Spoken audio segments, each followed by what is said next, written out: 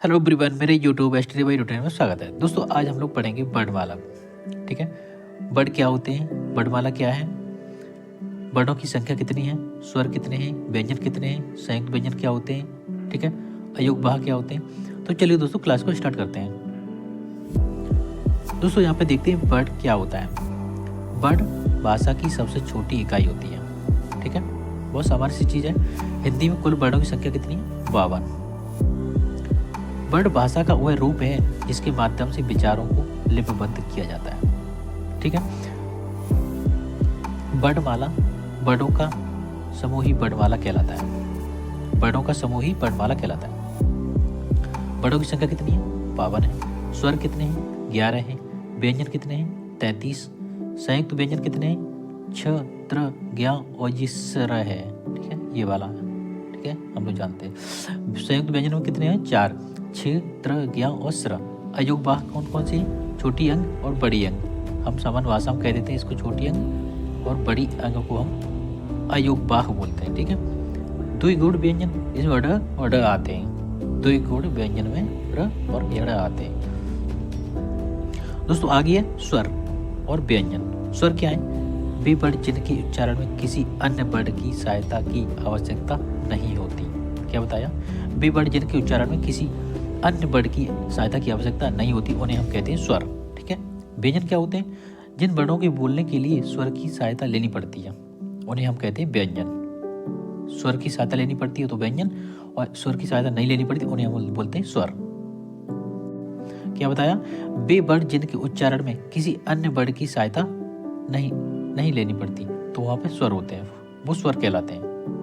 दोस्तों अब देखते हैं अयोग भाग। ठीक है, अयोग भाग कौन से होते हैं? छोटी अंग और बड़ी अंग को हमने बताया था कि अयोग भाग कहते हैं। होता क्या है ये न तो स्वर के अंतर्गत आते हैं और न ही ये व्यंजन के अंतर्गत आते हैं। ठीक है, कौन से अयोग भाग जो वर्ण हैं ये न तो स्वर के अंदर आते हैं और न व्यंजन के अंतर्गत आते हैं। ठीक है, लेकिन यह स्वर के अंत में अवश्य लगते हैं। स्वर कौन कौन से होते हैं? स्वर है हमारे 11। छोटा आ, बड़ा आ, छोटी ई, बड़ी ई, छोटा ऊ, बड़ा ऊ, रे, छोटी ए, बड़ी ए, छोटा ओ, बड़ा ओ। ठीक है, ये कितने हो गए? 11 स्वर। जिन्ना की सहायता के आधार पर स्वर के भी तो स्वर कितने भेद हैं? जिन्ना के आधार पर अग्र स्वर, पश्च स्वर, मध्य स्वर। अग्र स्वर में कौन आता है? छोटी ई, बड़ी ई, छोटी ए, बड़ी ए। ठीक है, अग्र स्वर में कौन सा आता है? छोटी ए, बड़ी ए, छोटी ई, बड़ी ई। पश्च स्वर में कौन से आते हैं? छोटा ऊ, बड़ा ऊ, छोटा ओ, बड़ा ओ और आ। ठीक, पश्च स्वर में। उसके बाद आता है मध्य स्वर। मध्य स्वर में आपका आता है अ। ठीक है दोस्तों, मुझे उम्मीद है आप समझ पा रहे होंगे। दोस्तों आगे है उच्चारण के स्थान के आधार पर वर्ड। ठीक है, तो आगे है अनुनासिक स्वर। अनुनासिक स्वर कौन कौन से होते हैं? इन स्वरों के उच्चारण में ध्वनि मुख के साथ साथ नासिका द्वार से भी निकलती हो। अनुनासिक कहते हैं जब मुख और नाक दोनों से ध्वनि निकलती हो तो उन्हें हम बोलते हैं अनुनासिक स्वर। ठीक है, उसके बाद निरनुनासिक। निरनुनासिक क्या होती है? जब ध्वनि केवल मुख से निकलती है। जब ध्वनि केवल मुख से निकलती है तो हम बोलते हैं, उनको बोलते हैं निरनुनासिक स्वर। निरनुनासिक में कौन कौन से आ जाते हैं? निरनुनासिक में आ जाते हैं अ, छोटा आ, बड़ा आ, छोटी ई, बड़ी ई, छोटा ऊ, बड़ा ऊ, छोटी ए, बड़ी ए और छोटा ओ और बड़ा ओ। ठीक है, ये आ जाते हैं निरनुनासिक में। ठीक है, आगे है उच्चारण अवधि के आधार पर स्वर। तो एक होता है ह्रस्व स्वर, दीर्घ स्वर और प्लुत स्वर। ठीक है, ह्रस्व का मतलब होता है छोटा। उच्चारण में कम समय लगे वहां पे ह्रस्व स्वर होगा। जिस शब्द के उच्चारण में कम समय लगे उसे हम बोलते हैं ह्रस्व स्वर।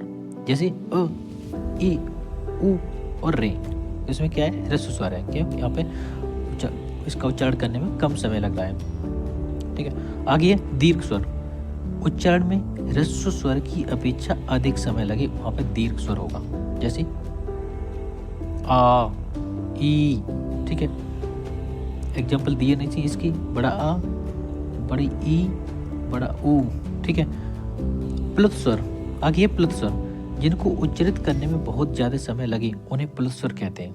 जैसे ओम, क्या बताया मैंने, ओम हम बोलते हैं ओम। दोस्तों आगे है ओष्ठ आकृति के आधार पर दो हैं। कौन कौन से ओष्ठ आकृति के आधार पर? वृत्तमुखी स्वर और अवृत्तमुखी स्वर। वृत्तमुखी क्या होता है? जिन स्वरों के उच्चारण में होठों का आकार गोल हो जाता है उन्हें वृत्ताकार स्वर कहते हैं। ठीक है, उन्हें क्या कहते हैं? वृत्ताकार स्वर। वृत्ताकार स्वर में कौन कौन से आते हैं? छोटा ऊ, बड़ा ऊ, छोटा ऊ, बड़ा ऊ और बड़ा आ।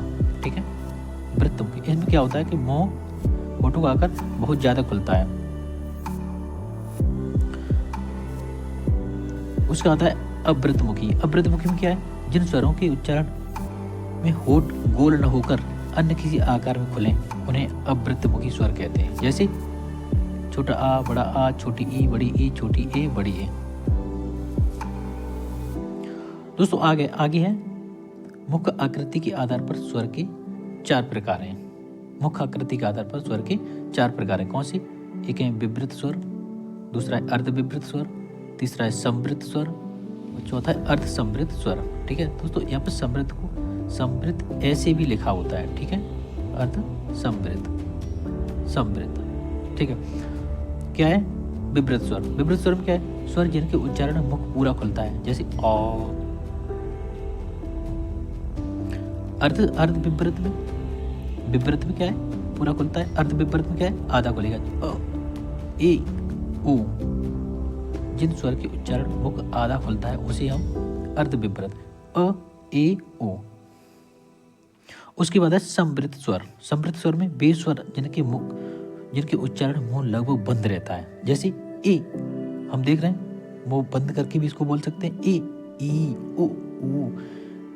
समवृत स्वर कहते हैं। कौन कौन से? जिनके उच्चारण में मुंह लगभग बंद रहता है, तो वहां पे कौन सी वर्ड होंगे? छोटी ई, बड़ी ई, छोटा ऊ, बड़ा ऊ।